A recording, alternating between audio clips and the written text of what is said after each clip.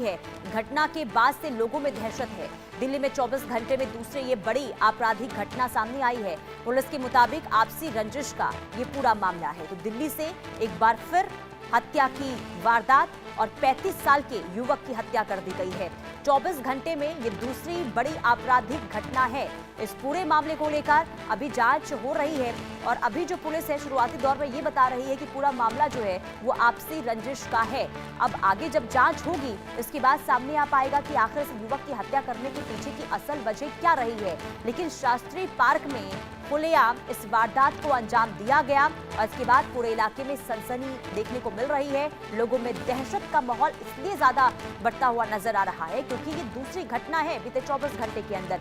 खुलेआम बदमाशों के द्वारा इस तरीके से वारदात को अंजाम दिया जाता है, हत्याएं की जा रही है। कानून व्यवस्था को लेकर भी लोगों में नाराजगी है और लोग डरे हुए नजर आ रहे हैं। तो पुलिस के मुताबिक आपसी रंजिश का ये पूरा मामला है।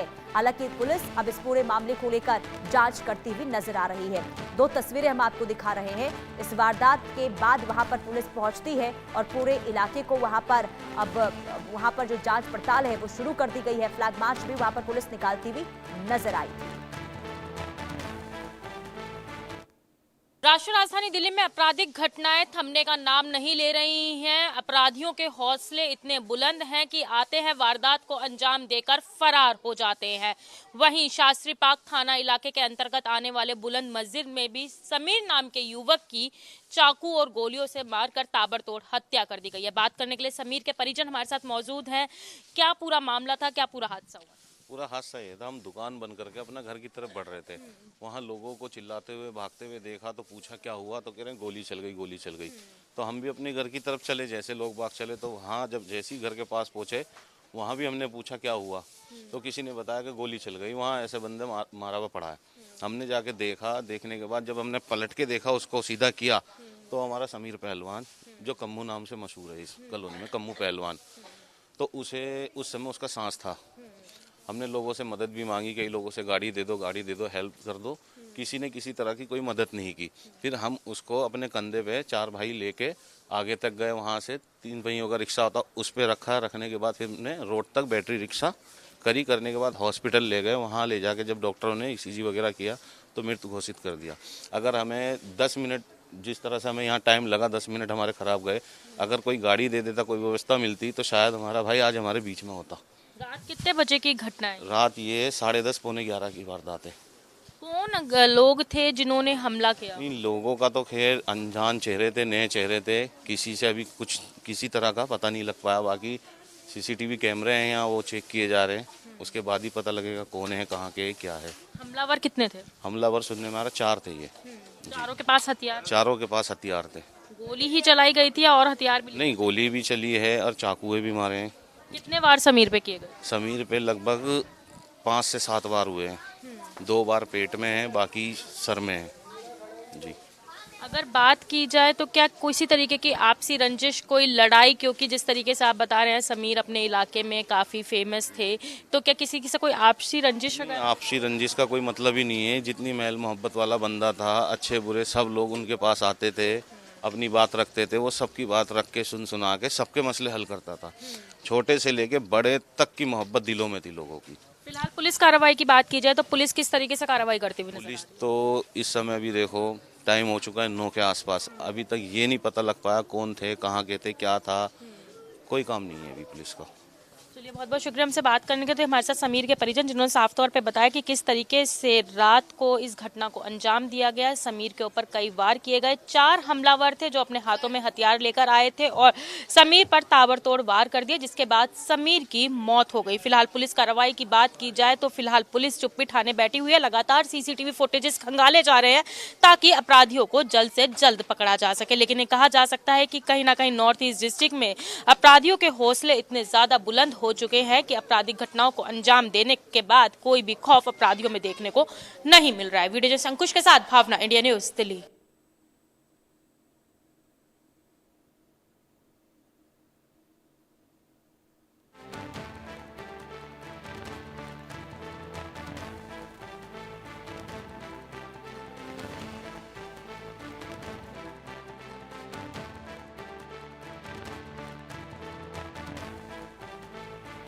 तो देखिए, आपने पूरी घटना सुनी परिवार वालों की, लेकिन जिस तरीके से लगातार ये घटनाएं हो रही हैं, जो वारदातें हो रही हैं दिल्ली में, उसने लोगों की चिंता जरूर बढ़ा दी है। अब 35 साल की युवक की गोली मारकर हत्या करने का ये मामला शास्त्री पार्क से सामने आया है और अब इस पूरे मामले को लेकर पुलिस किस तरीके से जांच को आगे बढ़ा रही है, ये जान लेते हैं। संवाददाता भावना सिसोदिया तमाम जानकारी के साथ जुड़ चुकी हैं।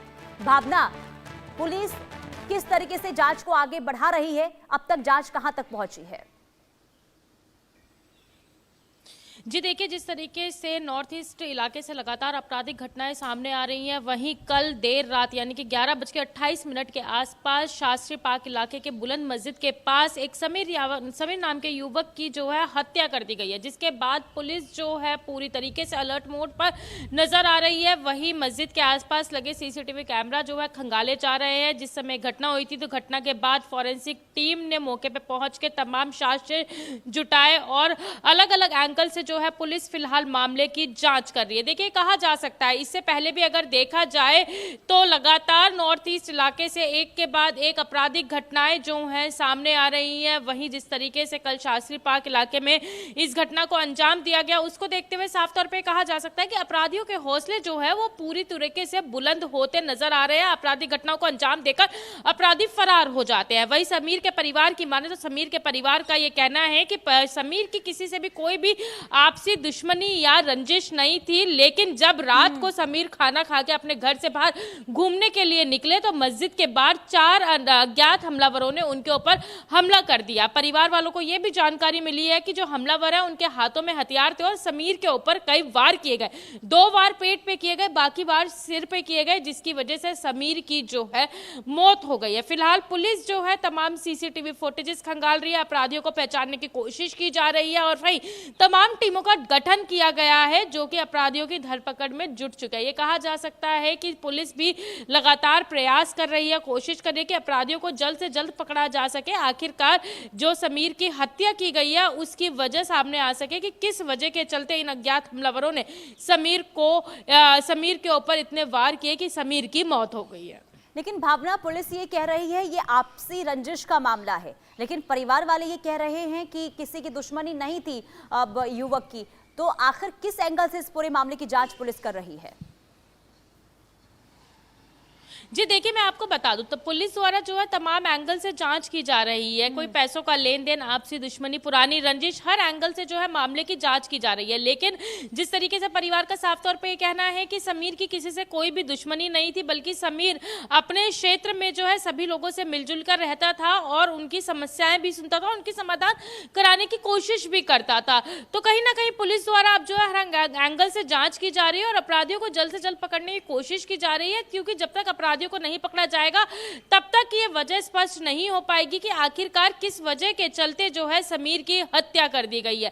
लेकिन जिस तरीके से हत्या की वारदात एक के बाद एक लगातार सामने आ रही है, उसको लेकर ये कहा जा सकता है कि अपराधियों के हौसले जो है वो पूरी तरीके से बुलंद हैं। बेखौफ अपराधी आते हैं, घटना को अंजाम देकर फरार हो जाते हैं। अब देखना यही होगा कि आखिरकार तब पुलिस ने तमाम टीमों का गठन किया है, सीसीटीवी फुटेजेस खंगालने में लगी हुई है। वहीं घटना स्थल से तमाम साक्ष्य जो है फॉरेंसिक टीम द्वारा जुटाए गए हैं। तो इन सब को मिलाकर क्या रिपोर्ट सामने आती है, क्या सच्चाई सामने आती है और जब अपराधी पकड़ाई आते हैं तो अपराधी क्या वजह बताते हैं कि समीर की किस वजह से जो है हत्या की गई है। चलिए ठीक है, यानी कि निर्भर करता है कि पुलिस जब आगे जांच करती है तो उसमें आखिर क्या वजह सामने आ पाएगी। बहुत शुक्रिया भावना तमाम जानकारी देने के लिए। कुल मिलाकर देखिए, दिल्ली में जो वारदात हुई है उसने एक बार फिर से सबको हिलाकर रख दिया है, लेकिन जांच होने के बाद आखिर क्या सच्चाई सामने